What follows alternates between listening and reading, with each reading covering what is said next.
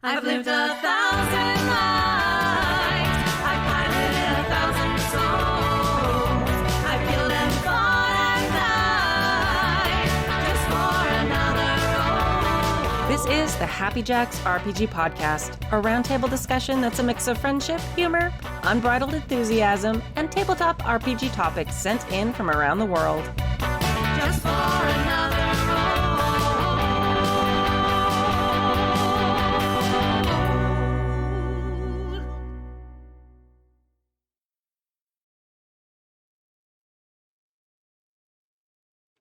Hello! And welcome to Season 31, Episode 20 of the Happy Jacks RPG podcast, and happy St. Patrick's Day. Happy St. Patrick's Day. I mean, if you're listening to this later, it's not St. Patrick's Day anymore, but I hope you had a good St. Patrick's Day. And if you're prognosticating this from the past, we hope you're going to have a happy St. Patrick's Day. Yeah, that too. My name is Kimmy. I'm Nick. We are expecting some other people to join us tonight, so we'll see. But the LA traffic is not great. St. Patrick's Day night, and also the LA Marathon is nigh. Oh, So- okay. Yeah, LA's a mess. But anyway, in today's episode, Eric from Oregon talks about ways to include blind players and GMing as a blind GM. Erica Odd asks how to avoid oppression tourism in games, and Rose asks what rules we always skip.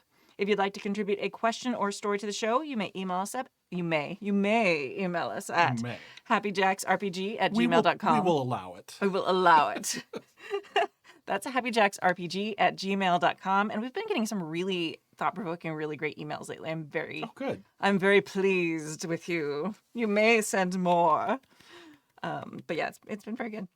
Announcements. The Happy Jacks Discord will be hosting the very first game days, spelled D-A-Z-E. Yeah, because we have to be different.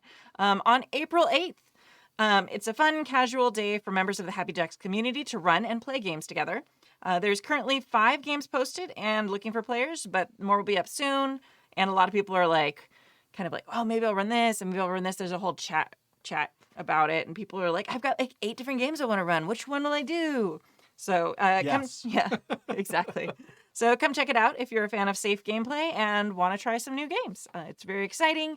And if you want to join the Discord, it's happyjacks.org/Discord. And if I do say so myself, we have an amazing Discord community. I think so, yeah. I'm part of a lot of Discords, and ours is just so chill and happy. We have an amazing mod team that never has to really do very much. We're like, hey, why don't you post this in this channel? It's a little off topic, is our hardest work usually. Right. Which is fantastic for a Discord that has a little over 500 people on it. So anyway, you're awesome. Discord, great. There seems to be a little bit of a problem. This isn't for the podcast listeners, I apologize. This is a video problem, but the text-to-speech seems to be a little bit wonky, and I'm wondering if maybe if we speak a little bit slower, it might help. That would be Since nice. We have a propensity Yes. to speak quickly. You should be also able, if you're watching live on Twitch, to be able to adjust the closed caption settings by clicking the little closed caption-y thing and adjusting the size. I think you can, that's what it said, that you could adjust whether you saw it or not, and also the size, and we'll see. It'd be nice to just always be able to adjust the size on everything. Yeah. I adjust and I can fit in this. Never mind, not all the time. I'm going to stop. Anyway, and Erica Odd is one of our mods, and she says it's the easiest mod job I've ever done, speaking back to Discord. So, all right. And let's see. Our indie designer of the month is Mo of Ashy Feet Games. Ashyfeet.com is the web address. He is on his way here in traffic. Who's going to talk about himself a little bit more, but we'll just do that whenever he shows up. The game we're talking about of his that we are featuring this week is the Mystery Machine Gang. It's a clever system based on belonging outside belonging mechanics that perfectly represents the zaniness of a Scooby-Doo cartoon. Now, Mo, that's a little bit ego boo there. Let us decide whether it's a clever system. All right. I actually stole that from a review of the game, so it's Oh, not actually. okay, Yeah, so okay. it's Well, then legit. never mind. Yeah, but we can still like give him shit for that when he gets here. Because if you're late, you get to be made fun of. That's right. Um, Or if you don't show up, you get to be made fun of. Yes. Yeah. Um, oh, Speaking of, if you are looking for a zero prep story game with the feel of a Sunday morning cartoon from the 80s and 90s, you can give it a whirl. You can pay what you will on ashyfeet.itch.io, and amazing timing. Here is the man himself, Mo. Hey, I'm Mo. They say I design games. Thank you for honoring me. It feels great to be recognized and stuff. Be our March Indie Designer of the Month. Woo! Sorry, I just ran across 5 cities. And I I'm understand. happy. And Yeah. I'm Jack. All right. So we were just bringing up the Mystery Machine Gang. We Yes. talked about Shibuya Nights. Yes. It was our first one we talked about. So each week Yep. we've been talking about a different one. Yep. And then last week we talked about your game. Holdfast Station. Yeah, Holdfast Station. I was like, they're talking about me. yeah. I'm a thing. Yeah. People really liked Holdfast Station and like that idea. I am very proud of that one. I had a co-designer with it, but yeah, it works and it's good. Nick, will you point that at Oh. his face? Oh, yeah. Mo can do it. All right. Yeah. He's a professional. Yeah, he can do it. I think the thing. Woo! Amazing. So This is you're a family show. No, it's I not. love it's not. So I think the thing that when you first look at all your games, because you are actually our first indie designer of the month who's been able to make it to a show. So I keep asking people who are like in Japan Mhm. or like, oh no, I can't do, that's like midnight my time and stuff like that. You're like, okay. Or family emergencies. Or, yeah. You know. Couldn't make it. So we're very excited you're here. I'm excited. Yes. The interesting thing about your game is a lot of times when you look at a designer's kind of catalog that they've worked on, you can see like themes or settings or things that they are very into that kind of inspire their work.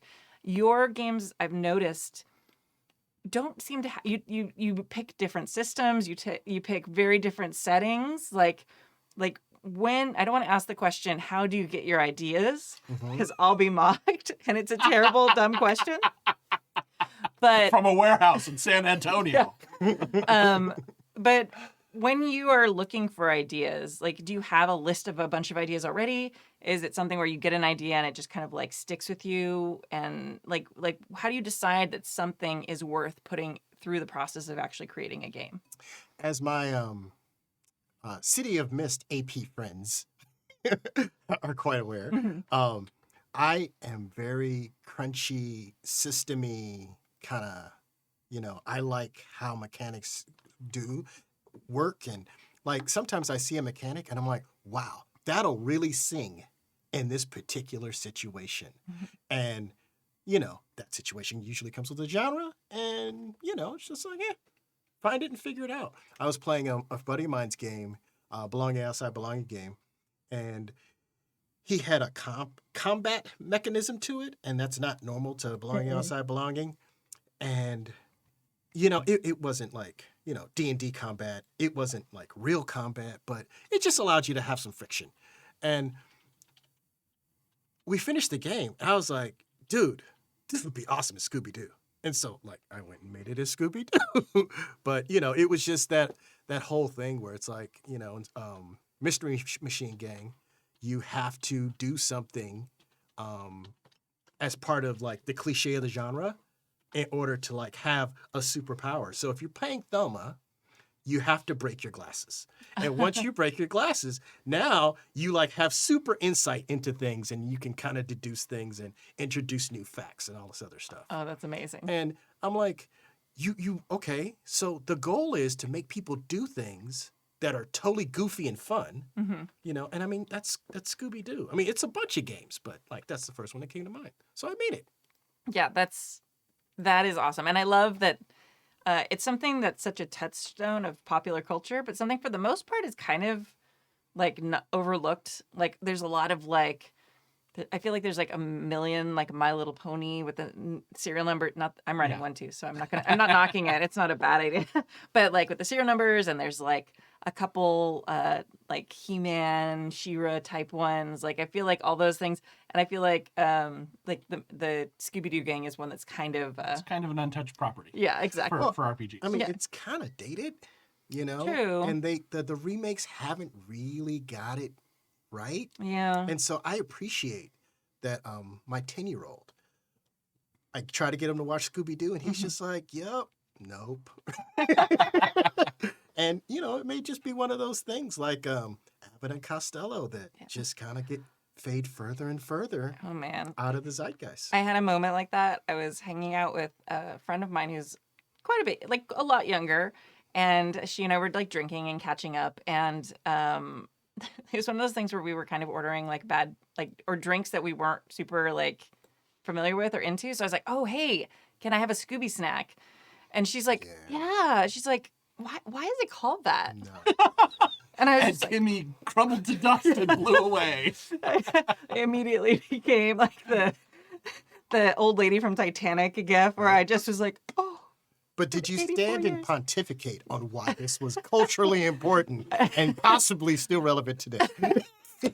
Probably. I don't remember a whole lot of that evening, but I remember that moment. But I did. I think I did, and she liked it. It was pretty good. So it was just, oh man. I think Scooby I've only snacks. just outgrown that phase, and a lot of people are grateful.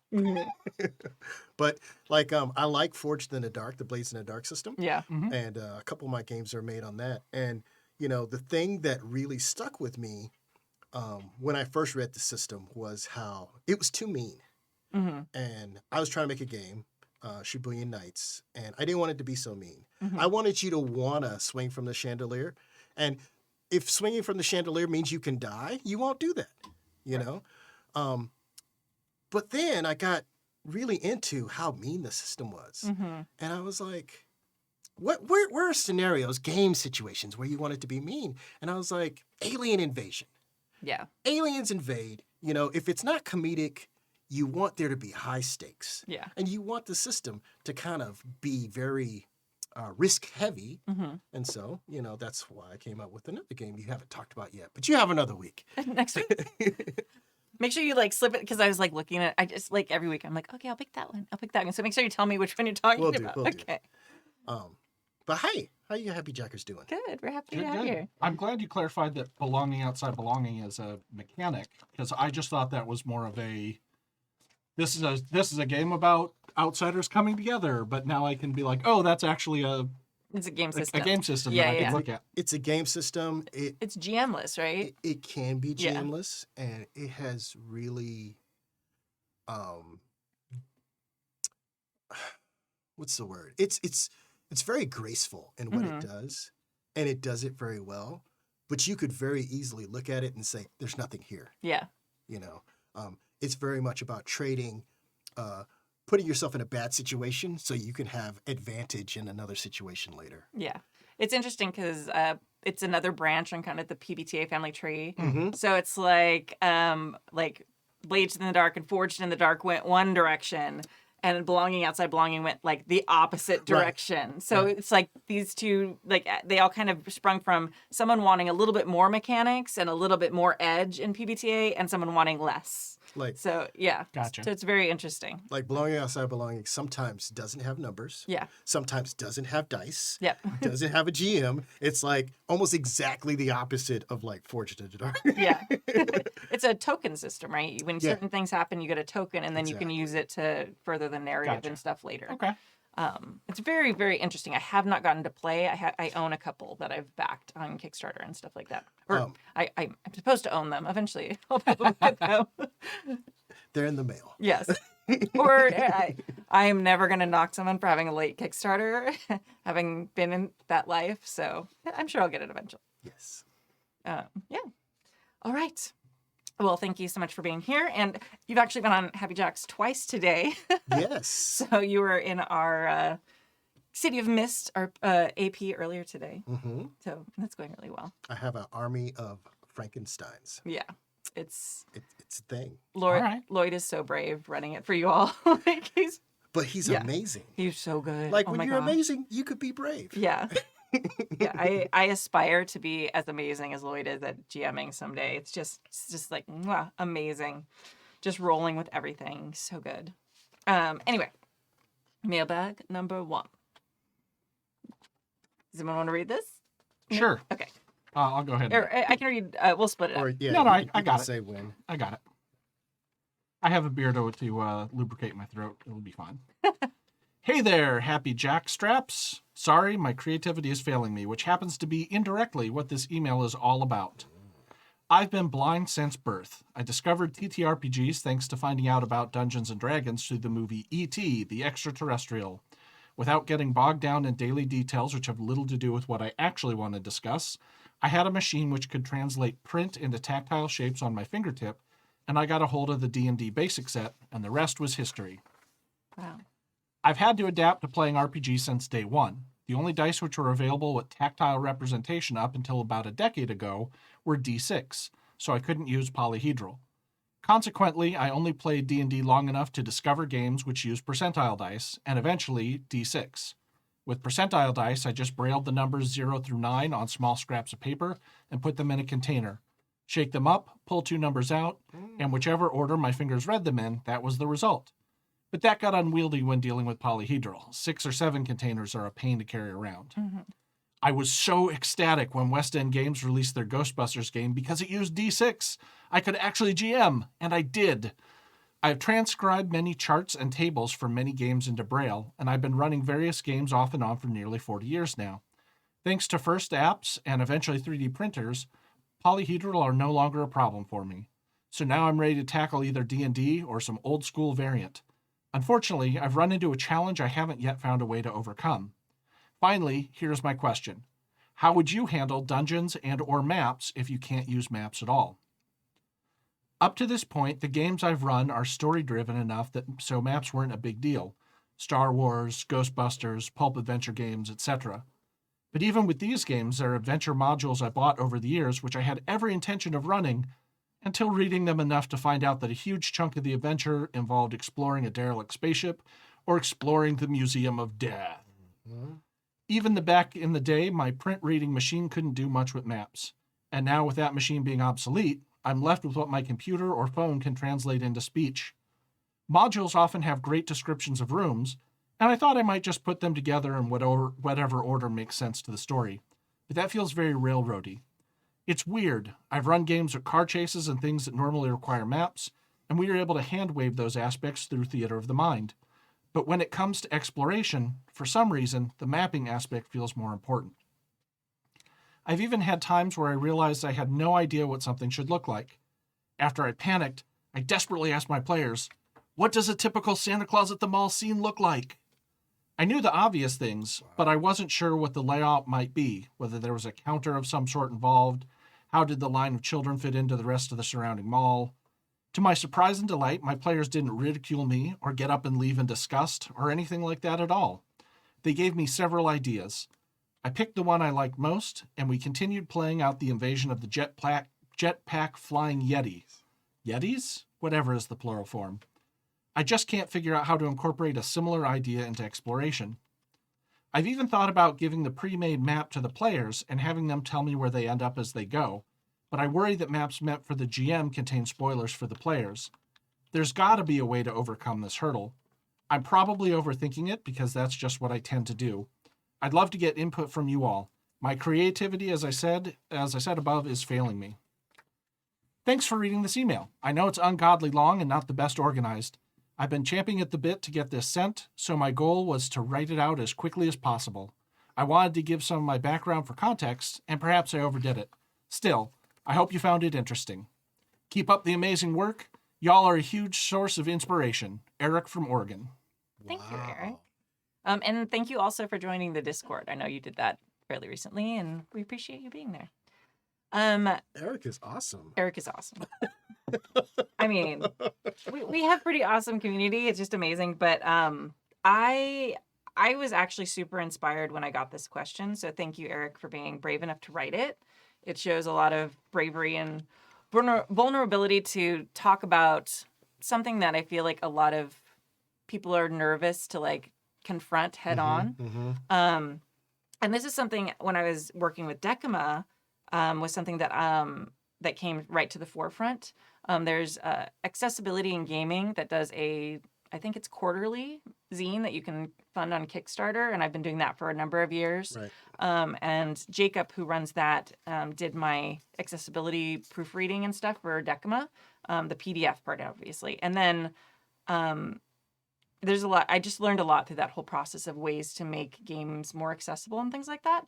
Even as a teacher, they teach you very specific things to make. This is how you make documents more accessible. This is how you make, like, designing full games is a very different headspace to come from. Right. So, first off, I think, and I'm going to be super biased with this because ever since I designed Decima, I actually like ask questions all the time as I GM. And those of you who are following Unsung Tales, I literally, every scene, I'm asking questions. How is that making you feel? What does it look like? What do you notice when you go in this room? And it actually, it seems super deep, but it's very lazy GMing. And it takes a lot of the work off of you as a GM. It puts, you know, it really kind of like equalizes things. So I would encourage you to keep doing that because it's something that I've added to my toolbox as a GM, and I just keep leaning harder and harder into it with amazing results, like incredible results. My table, no matter whether it's like, what do you notice? What do you feel here? Or whatever I'm asking, they always will add something incredible that I would never have thought of. Even with One Ring, like I am a total Tolkien nerd and I know a bunch of stuff. And I'll ask Jay or Dave, who are like, I saw the movies one time. And they add amazing things that just are just incredible. And they just send you off in amazing directions. So keep asking that. And you don't have to do it from a perspective of, I don't know what a Santa Claus looks like. What does it look like? You know, do it from a perspective of, what do you see? Right. What do you, and ask like their characters, like Bill the Barbarian, what do you notice first when you walk into this room?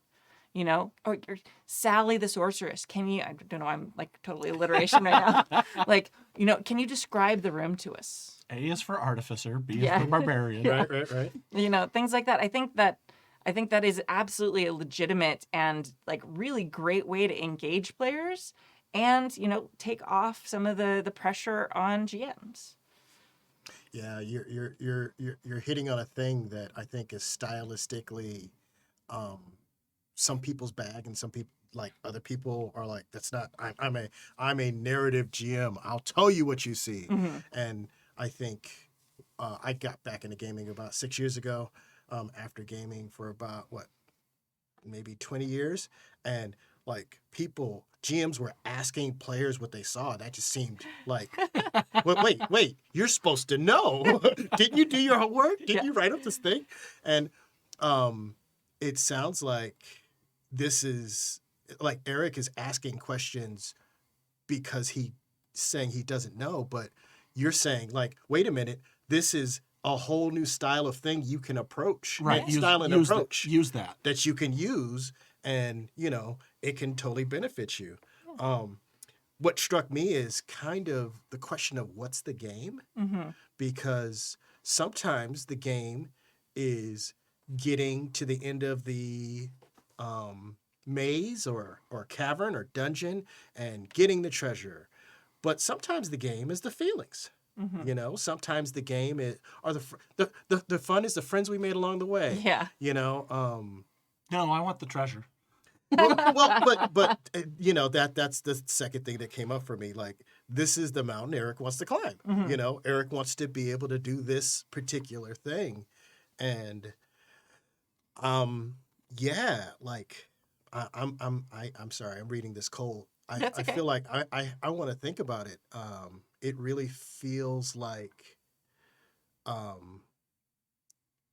something he could approach from a tactile perspective, and kind of like find manipulatives to like kind of build almost a little maze, maybe with Lego or something like that doesn't move as easily, so you can kind of go back and remember.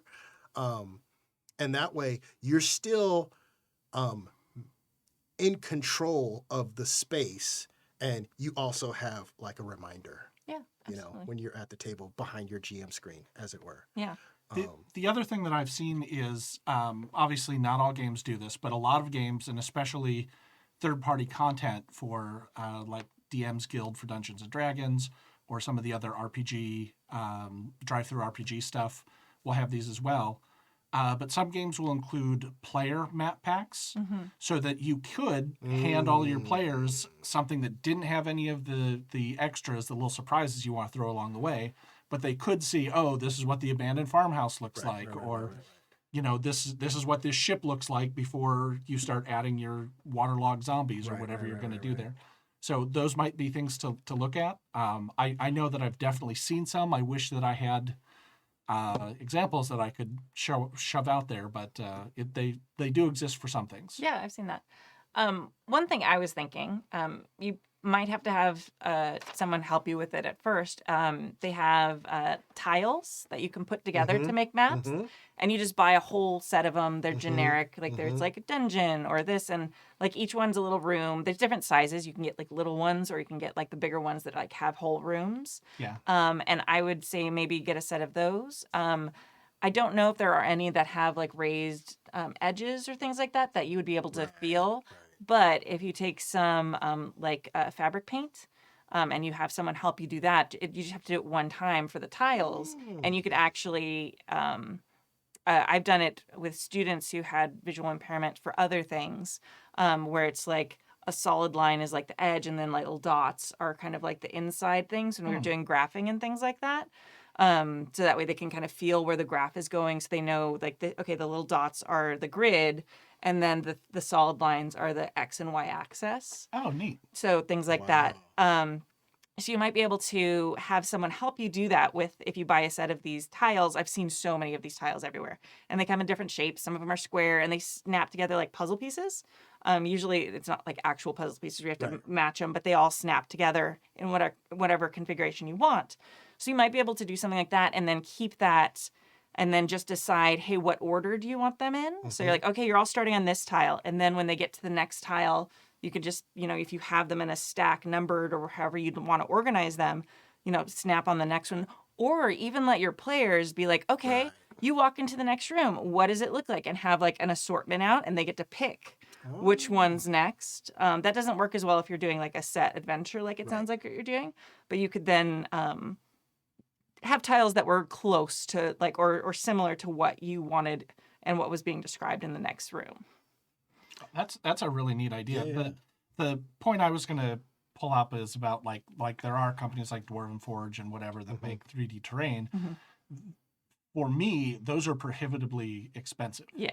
And so while that is a solution, like I really like your idea about the Lego, partly because I'm a huge Lego nerd, but because they do snap together, and Lego is relatively inexpensive, especially if you're not building the whole castle, you're just putting together sort of an outline of what the rooms look like, and it's already in like a nice gridded shape. And you could do this with little pieces and literally just kind of have almost a braille map that only you access, and you describe it to the rest of the table. Like it doesn't like I love the Dwarven Forge stuff.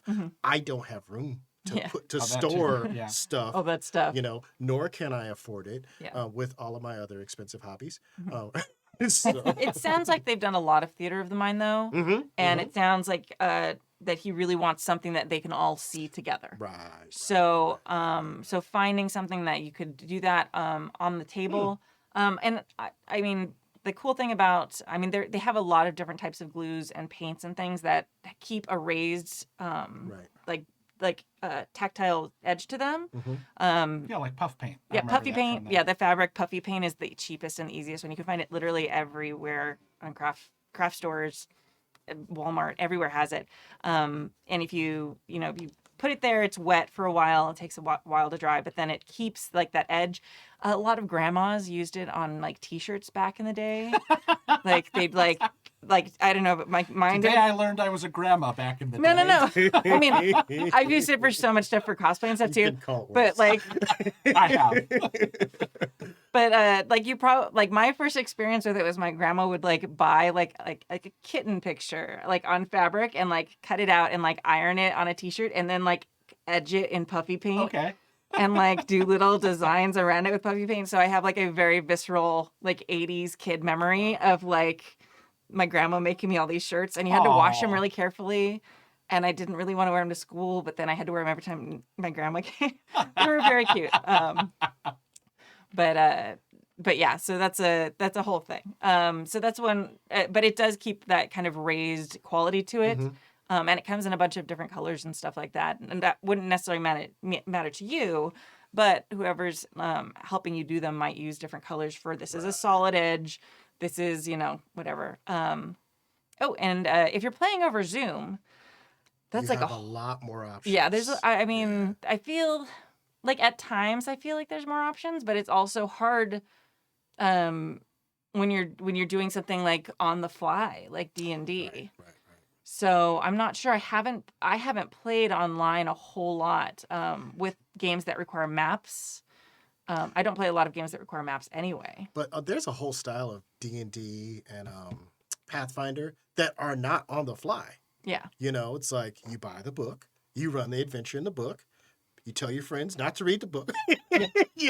But and- but what are the accessibility options that come with Right. that? I don't know that's that what I they- was thinking about. Yeah, like I mean that's my big thing with like D&D Beyond. I've never Right, seen right. I've never seen any that I mean Yeah, and I could be don't know wrong. That, I don't know that screen readers would be able to parse that Yeah, very well. not really. Yeah, Hmm. because screen readers need very specific like text types and things that it needs to be different than the background. But I feel like I don't know about D&D Beyond or Roll20, but you could prep with a friend who wasn't in the game and, say, hey, I need a map that does this. I need a map that does that. Yeah, but I think that that's also kind of I mean that is great, but that's also not true accessibility. I think that Okay. that's like having like the thing with having someone help with the tiles, yes, that is Mhm. someone needing to help, but then once the tiles are made, they're there always and you can always use them. Yeah. Honestly, I'm like Like now on that analogy, if you have someone build a ramp for you so that you can use Yeah. it, then you can just use the ramp. Yeah. But it's not. you have it has become accessible to you. So you need something that's ongoing and doesn't require the addition of other things. And it seems it's something that I know different communities have been calling out for some time. I've heard that forgery is kind of like they're sort of still like in development and stuff. I've heard that they've been sort of messing with things like that, but I haven't heard anything solid that's really reliable yet. So unfortunately, like I feel like this is something we should definitely like should be a bigger focus. Yeah. And unfortunately, like most things, it's not. Oh yeah. Oh, okay. I was so the behind baseball here was Kimmy was actually looking up D&D Beyond accessibility, and I wrote down maybe try VTT Virtual. accessibility Yeah. as a Virtual broader term. tabletop. Yeah. Yeah. Well, But go ahead. Yeah, thank you for kind of, helping me understand like what actual accessibility means because, I'm all about planning for the trip and, you're talking about how Eric can sustainably do this on a regular basis. Yeah. Eric just happens to be in the chat right now. So Oh, he's hi, clarifying. Eric. He's saying that they're wait, I just scrolled and I lost it. My big fear is there'll be a monster or something they run away from. I can't remember how they got there and they run their chase back the way they came. If that's your biggest worry, so you don't actually need it. He just says, I don't necessarily need an actual map. I just need a way to make it feel like they're exploring rather than just the encounters willy-nilly. Gotcha. Okay. I have a little bit more help for you then. So what I would do is I would, hopefully this would work. I've done something similar sometimes with students previously where they had different things prepared on different tabs. Like I use Google Docs for my students. If you have another program that does similar, you could probably do the same thing. Like they actually have different things on each page.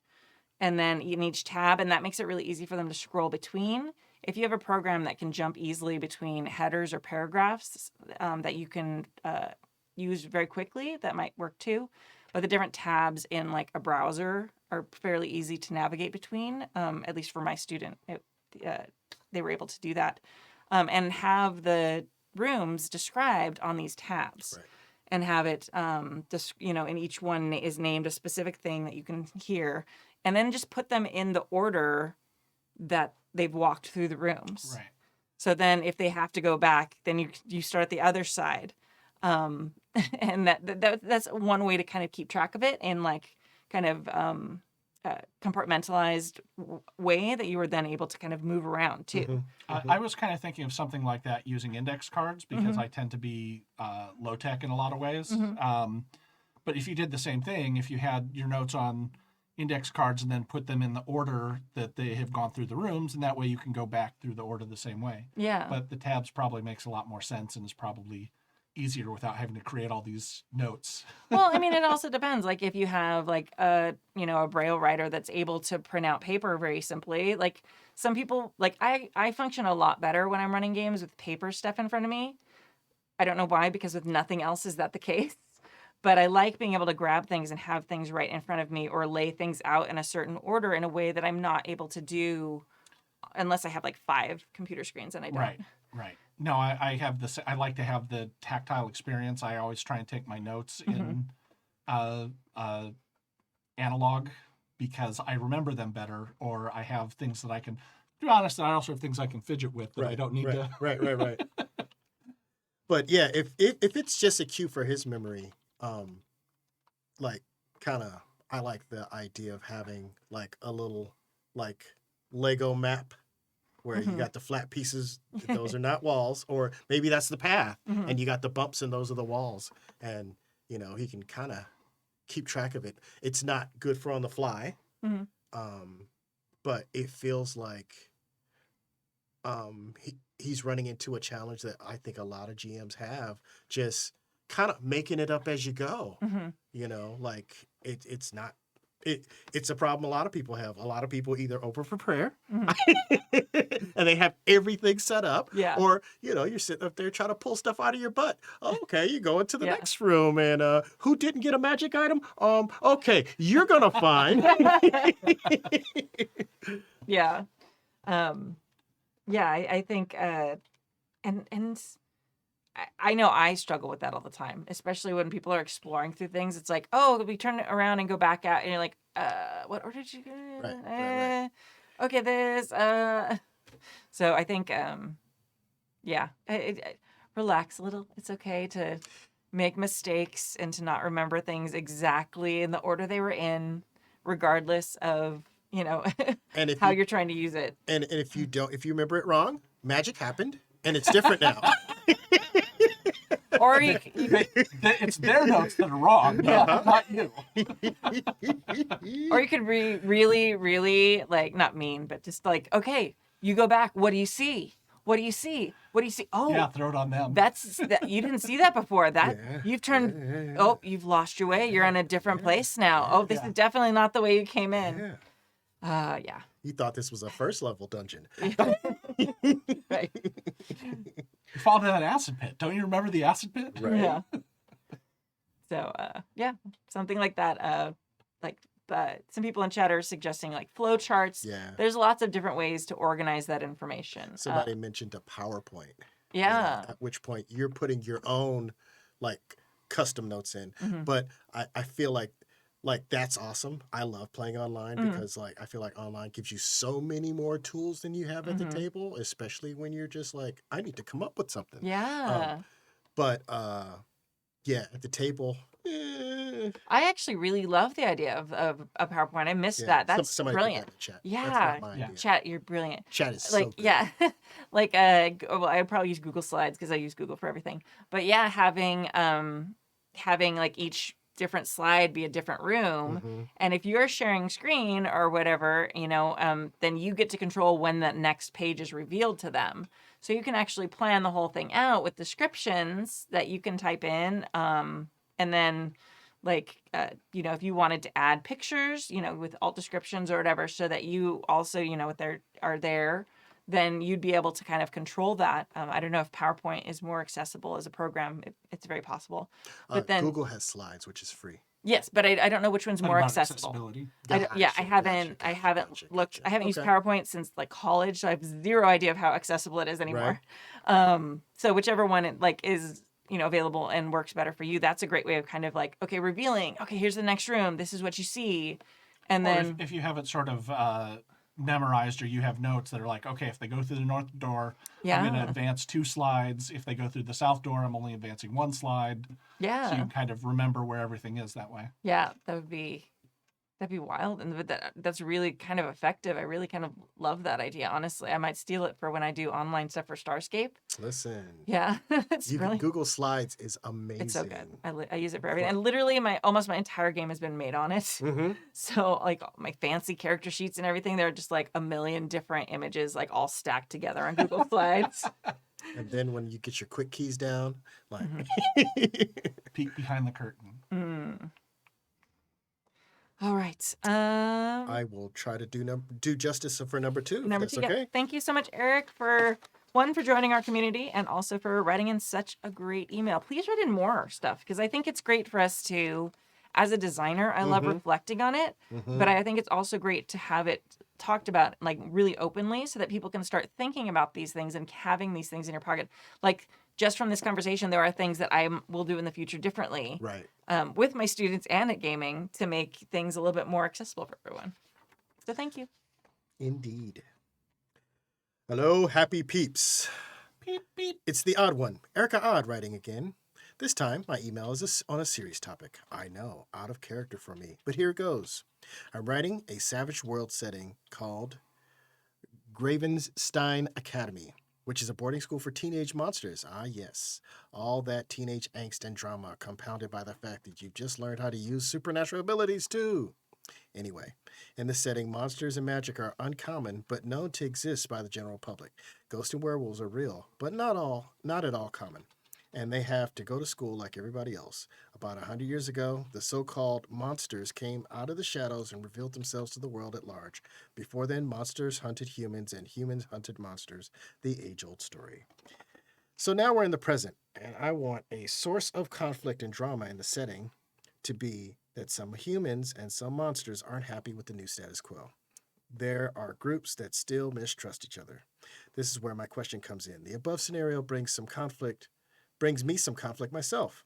It can be construed as an allegory for certain disadvantaged people trying to find equity in the world, but that's not really my intention.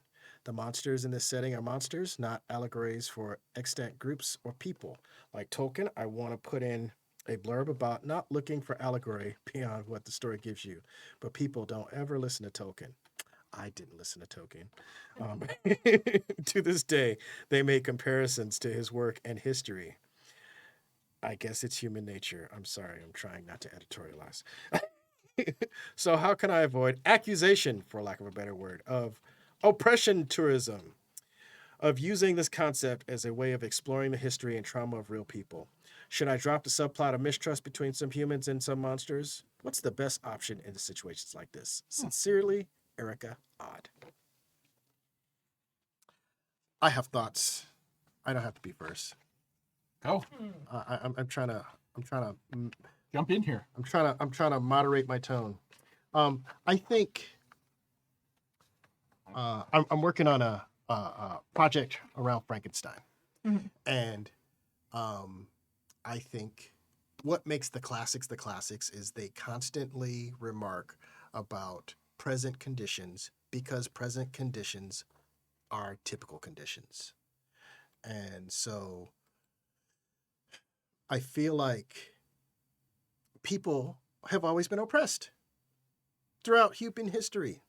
If you added monsters, and monsters then had to pay taxes, monsters would be oppressed too.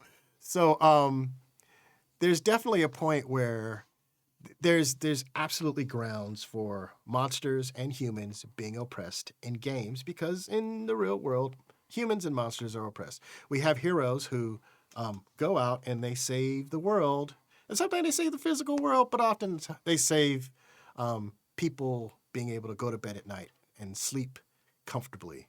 The easiest thing to do in this is to have bad guys who are trying to disrupt things. And if those bad guys are black and white enough, then it feels like you're setting a tone for like what kind of game we're playing. You know, if the bad guys are people who are trying to steal for food, then you're playing a very morally gray game. And if the bad guys are people who are trying to exactly, and if the bad guys are trying to imprison people and make them work for slave labor or whatever, then you're playing a game that also has very clear boundaries of like what this game's about. Don't run away from it. Lean into it. It's history. It's not disadvantaged peoples in a political sense when you look at the American landscape. Mm-hmm. Well, I also think that I don't think you're going to be able to escape it.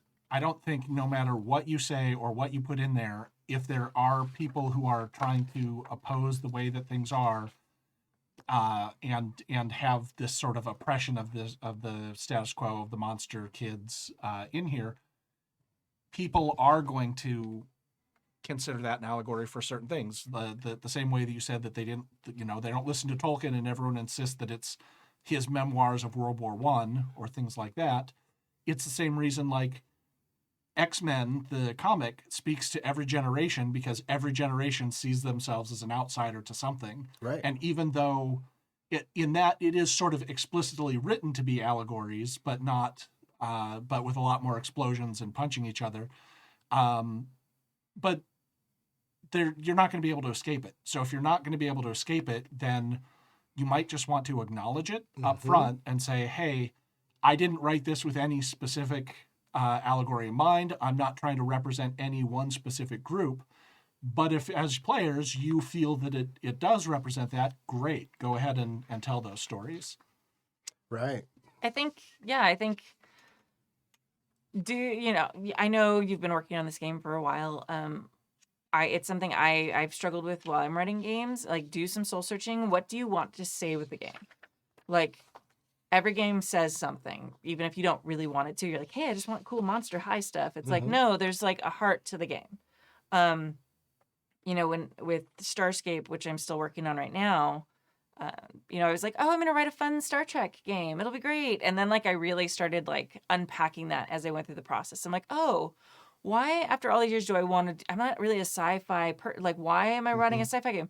Oh, it's in a pandemic, and my game is centered on people being stuck in a small space together for long periods of time, and the relationships and the trust that happens between that. Look at that there. Huh. Weird how that happens.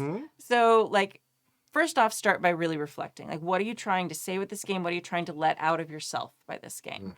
Are you trying to get people to accept themselves by being, and the monsters that are inside them? Are you trying to have a message of, nobody's a monster because everybody's a monster? All these things, there's so many things you can say with a setting like this. First, really reflect and settle on that. And because that's going to tell you what your game's going to be about.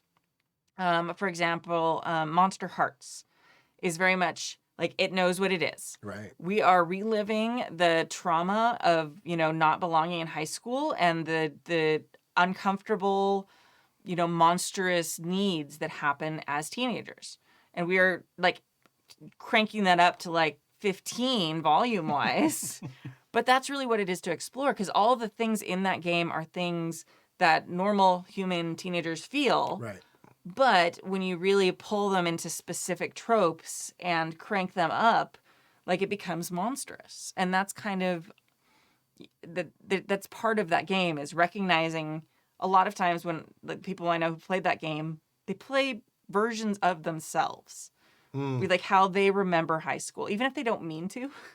Almost everybody who plays that is like, oh, I really feel this playbook. And if they're really like, yeah, I was kind of like this in high school. You're like, okay.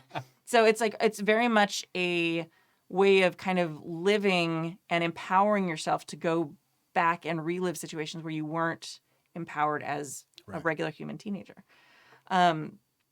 So I would encourage you with Maybe that's this. why I don't want to ever play Monster Hearts. Yeah, Right? it's a little scary. I'm like, let's Yeah, not do that. I don't know. So think about that, because that's going to inform whether maybe I don't know if oppression tourism is correct in this sense, because if you are making a game about exploring Mhm. those exploring some type of trauma, if you're making a game about exploring some kind of persecution or bigotry, like that is an absolutely valid design choice. Right. You need to be upfront about that. It shouldn't be something people learn as they play the game. It needs to be something that you're like explicitly state on the first page, like, hey, heads up, this is the point of this game. And lean into it and do it great. Yeah, and lean into it. And if you are making that clear and people are buying in and wanting to play that, that is different than what we dub oppression tourism. Right. Oppression tourism is where like you're playing a game that isn't about experiencing that necessarily, and someone like goes in, like if I was someone who's, I'm not a person of color, and I'm like, oh, I'm gonna play, I'm gonna go in this game that's about, like fighting, and I'm gonna be a black person, and I'm gonna experience racism through that. Like that's oppression And tourism. I'm gonna be poor. Yeah. And my mom's gonna smoke crack, and I'm gonna like be the hardest done by person you've ever met. Yeah, and then yeah. Didn't I do good? Yeah. Yeah, and that's kind of what it is when you're putting on the facade of an experience, especially one that's actually lived by real people. Right. That you don't have experience Yeah, with. And exactly. Admission time, I was totally guilty of that, but the GM wasn't going to let that happen. Mm-hmm. And so that was sort of thwarted. If you ever want to go back into the archives, Max Wild West werewolf game, Mm-hmm. I very much designed a character that I was sort of looking at that oppression tourism, and she basically shut that down, which was very good. Yeah. But yeah, it's definitely not something that you kind of want to, like, looking back on that, I go, oh boy, what a shithead I was. But Well, I mean, a couple years ago, and it's something that we learn, like, because role-playing games are about experiencing new things. Yeah. And it is natural for people who have not experienced a type of oppression to be kind of curious about it. It does sometimes take people knocking us upside the head and being like, that's not appropriate. To be like, oh yeah, that's not okay. I'm so sorry. Like, and you did that, so that's good. Yeah. So I think that there's a difference there. There's legitimate ways to explore that, and then there's people who do it for other reasons where it's not necessarily written into the game. Right. And people can take your game, and I call it playing in bad faith, but they can they're going to do stuff with your game you don't want to know about. Mm-hmm. Like, just tell them to close the door. Yeah, exactly. I think like Coyote and Crow is a really good example of this. Mhm. It's a system that was designed for people to experience a very specific type of history. Like this is a history without, a colonial, takeover in the Americas. So and they've like explicitly written it for everyone to play. And Right. there's very prescribed rules of like, hey, if you're not indigenous, here's your box. Play in this box. You can we want you to play our game, Mhm. but here's your, here are the rails that you get to not rails as far as the story, but Yeah, but- how to make your Right. character Yeah. so that you're doing it in a respectful way. So I think having that built in to your game, if you're writing something that's personal from your personal perspective, then putting that in there, like, hey. I know there's games that are specifically about, being queer, like Thirsty Sword lesbians, things like that. They have, like, a lot of them have specific guides, like, hey, if you're not a lesbian, you can still play this game. Right. Like, here's the best way to go about it. So once you discover that heart of your game and what you want that experience to be, add in guides, add in little rails for people who may not be of whatever, or have experienced whatever it is you want people to explore or pull from your game, so that they can access it in a way, because most people are going to want to access your game respectfully. Mm-hmm. Like, people do like ridiculous things or foolish things because they don't know better a lot of the time. But like, in my experience, 80% of people who play TTRPGs want to do it well. Like, a lot of them don't a lot of them are a little bit ignorant about how to do it well, but most people come in good faith, even if they make bad choices. I also want to just encourage Erica to almost niche down and be very specific what the game is. Yeah. Thirsty Swords Lesbians absolutely has, lesbian themes, but it's about like there's a flavor of the game is like, are we gonna fight or are we gonna make love? Mm-hmm. Pasión de los Pasiones, Yeah. like, is very much a game about I am going to either have you or make you look bad, and there are all of these games like Masks has a lot of like opportunities where it's like I'm gonna make you feel something. Mhm. I'm not just gonna fight you. Yeah.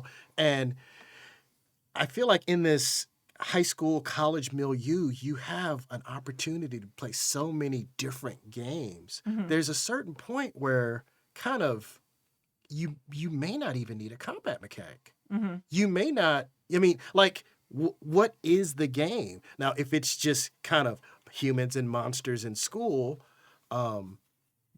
that absolutely could involve fighting, Mm-hmm. but that may not be the real thrust of what you're trying to do. Yeah, it could be monsters trying to pass in a human society, which can have depending on what your identity is, can have so many layers Mhm. there.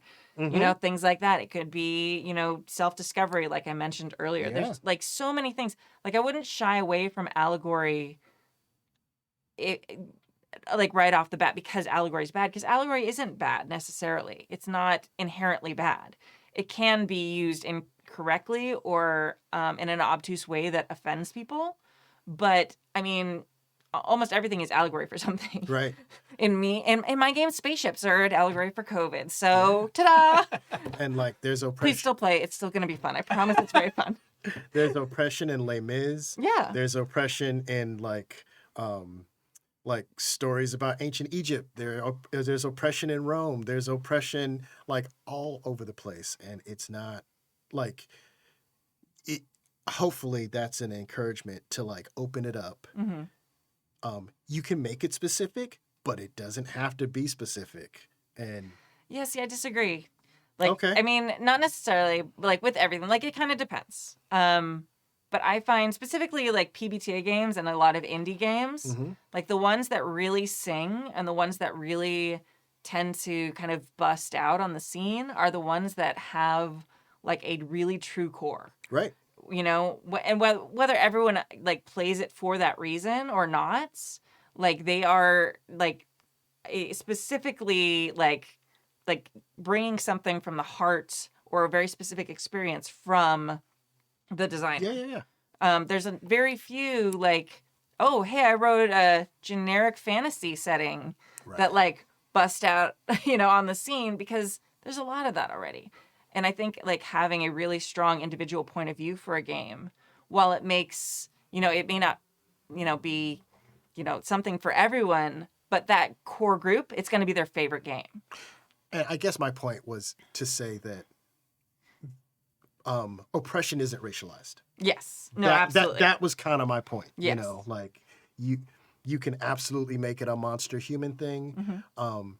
Maybe it's a politics game. Yeah. They were she was mentioned that there are bad factions on both sides. So like maybe there's like a faction mechanic Mm-hmm. at play, and like there's a swing of power somehow. Oh. Yeah. Well, especially like we all had cliques in high school. Mm-hmm. Like, and maybe yours are just the monsters. Like, oh, the werewolves are, Mhm. this, and then, the mermaids are like the cool swim team people who like are bossy and like have trauma from swim team. Sorry, but so like there's so many different ways you can go with it. Right. Yeah, I just like lean into that before you worry about like oppression tourism. Figure out what your game is saying, because once you find that voice, it'll be easier to then design in a direction to avoid people using it incorrectly. You won't be able to ever design for everybody to use it incorrectly. But like, for an example for Starscape, like I wanted it to be more about relationships, but I still wanted there to be fighting mechanic, because who wants to be, you know, on Star Trek if you can't do the weird away missions where you like shoot with the or get in a fight on Vasquez rocks Hit with with 2 hands. a guy in a rubber lizard suit, whatever it is. So like I have like on the move sheet, PBTA has move sheets. At the very bottom is force is necessary. Mm-hmm. And I took a long time to name that move because I didn't want it just to be, you know, fight, because I wanted force is necessary. Right. From that very name, it's like, hey, when it's necessary, like it shouldn't be your first go-to thing. Right. So you can design with a very specific outcome in mind. But first you need to know where you're going. So I don't know. That's kind of my advice, Erica. And you may already know that. Yeah. I'm sure you do. Erica's in the chat, and I met Erica at StrategicCon. Hi, Erica. I don't know if you remember me, but she's saying that becoming is a class that characters take, and like I would love to talk offline about game design and crunch and all that stuff, but I think it's totally could be cool for you to like be in a high school situation, and like you get your power move when you learn how to be confident. You know what I mean? And it's just like, I don't know, but maybe that was my high school experience. But it was just like, you know, there were the posers and all these people. And it's like, you know, some folks found their zen. And, you know, it's like, hey, you're singing now. Yeah. Look at that. And now you're in math and you're not. You made me think about when you were talking about oppression all over everywhere. It made me start thinking like, oh, maybe I need to write a game about what it was like for the average Jew during the plagues of Egypt. Right. Like you never hear that. Like I'm just trying to go to work and now there are frogs in my way. Yep. Oh man. Listen, let's talk. Oh man. All right. Very good. Thank you, Erica, for another amazing question. And yeah. I know you've been using the game design section of the Discord, but we can chat more there. And all right, last email. Hey, Kimmy and the wonderful Happy Jacks crew. Your pal Rose here to pay her podcast tithe with another RPG related question. This one is a two-parter. 1, in the games you like, what are the rules or mechanics you forget to use the most? For me, I always forget the team moves in Masks: A New Generation. Oh, yeah. They're a neat little mechanic, but because they're so specific to each playbook, they just immediately fall out of my mind the minute I'm not looking at them. 2, what rules do you actively ignore? This could be due to unnecessary complication, too much bookkeeping, etc. Again, using Masks as my example because it lives rent-free in my head, I don't like playing mechanics that interrupt the flow of the story. So things like rolling for the Janus's obligations or shifting the brain's labels if they haven't tried to make amends for their shame, those two just get thrown in the bin. Until next time, may your games be plentiful and your die rolls be interesting. Rose. Interesting. This is a very good question. Yeah. So for 2, because what immediately springs to mind is rules I actively ignore are weight considerations. Encumbrance. Yeah, encumbrance is just something that pretty much gets tossed by the wayside unless someone tells me they're going to do something truly ridiculous. You're not going to carry 12 battle axes, but like other than that, I'm not checking out what's in your bag. I'm not making you move slower because you're encumbered, just because it's not very fun. Now, one day I do actually want to play a full bullets and beans where everything's accounted for and you have to like make hard choices that way. But 99% of the time, screw it. It's not worth the bookkeeping. Right. For mine, like I mean, I guess this is actively, so I guess this is skipping to number 2. So I'll hold on a second. I went to number 2. You went to number 2 right away? Okay. Yeah. I mean, it's also like mechanics you forget. I always skip like reagents, almost always. Oh, yeah. Yeah. Like regents, like when you have to cast spells and you have like the supplies. You need a pinch of spider web and yeah, it's like no, that's a bullshit. frog's leg. Yeah, unless it's like a cantrip specific thing. And I mean, I've only ever run a handful of games that I would use that anyway, and I've never run them for very long. Then that would be like the only thing that I don't know might maybe have me do it. Like I know there's a cantrip thing in Demigods now. I probably wouldn't throw that out because I figure Right. I haven't seen it in action yet because it's kind of a newer piece and we haven't done it in our AP yet. Mm-hmm. But I feel like Jason's gonna have a very like a cantrip thing I can hang with.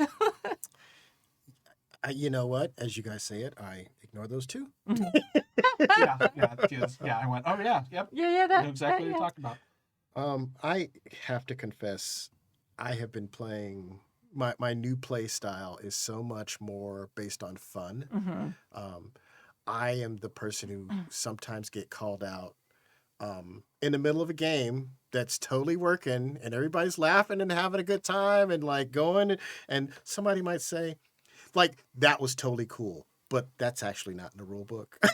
You know, and it's just like sometimes rules get skimmed and you know, it's like I The get a rule little book can be whatever I wish it to be. right. I get a little cocky and I'm like, okay, I got this. Let's go play. I'm going to do a major confession, which probably won't be surprising to anybody who watches APs. I do so bad in PBTA with, and now all other games. Like I have this weird amalgamation in my head of PBTA and all other RPGs when it comes to combats. Like when I'm running PBTA combats, like I'll suddenly realize like I'm doing a thing for every person. Like, oh yeah, okay, you get shot, and then I'm like, oh, shit, I just used like 4 hard moves. It's fine. It's cool. Nobody noticed. It's fine. It's good. Or when I'm doing like specifically one ring combat, every once in a while, like someone will do something and I'll immediately want to do something. So I'm like, oh, and the bad guy, and they're like, it's not the bad guy's turn yet. Oh yeah, sorry. Okay, well wait. So it's just like I just need those reminders too. Part of it's like my ADHD, but part of it's like just the habit of like a thing happens, so something else happens, and it's like, nope, you hit. Good job. Next person. It's like that's such a weird vibe for me now. It's yeah. like when you get off the freeway and you're like, I'm not driving fast. Yeah. Oh my god. Yeah. Yeah. I look at in the PBTA games, I feel like a lot of the playbooks have lots of material to kind of gussy up the game and make it interesting and make the characters distinctive. And the more players you have in the game, the less you really get to use a lot of those bits and bobs. Yeah. I think that's and the playbooks each have their own super unique flavor in a well-designed PBTA game. And sometimes if you have too many people, none of that flavor. I think what you're saying is like that flavor doesn't come out. Yeah. And it's so easy sometimes for certain playbooks to take over. Right. That like if someone picks a little bit more subtle playbook, even if it's just as well written, it's like hard for them to have moments to shine. Well, as a GM, I'm sorry. Oh no, I was just agreeing. As a GM, if I'm not fluent in most PBTA playbooks, and when people actually read their playbooks, they kind of almost have more fun at the game. They do. And like if somebody's too quiet, I'm like, what are you supposed to do? Yeah. Like how do you doing? well, are you a hammer? How are you supposed to solve problems? Yeah. You know. Yeah. I think that's one of the interesting design differences from more traditional games. And I don't want to get into what like traditional versus indie or whatever. Like that's not the argument I want. Yes. Yeah. But like games like One Ring and games like D&D and Wild Talent and Savage Worlds. A lot of those are based on making everyone's players even and different abilities, different like kind of backgrounds and things like that, but ostensibly equal. Like you have certain points you can spend, or however you build your character, you get a certain number of whatevers, so that everyone has a chance to be equally powerful and equally important. And I think a lot of like newer games are kind of leaning away from that and leaning more into, playbooks being incredibly unique, even if they're kind of off-powered, because then in other situations, they're not as off-powered and things like that. So I think that's an interesting thing people are playing with nowadays.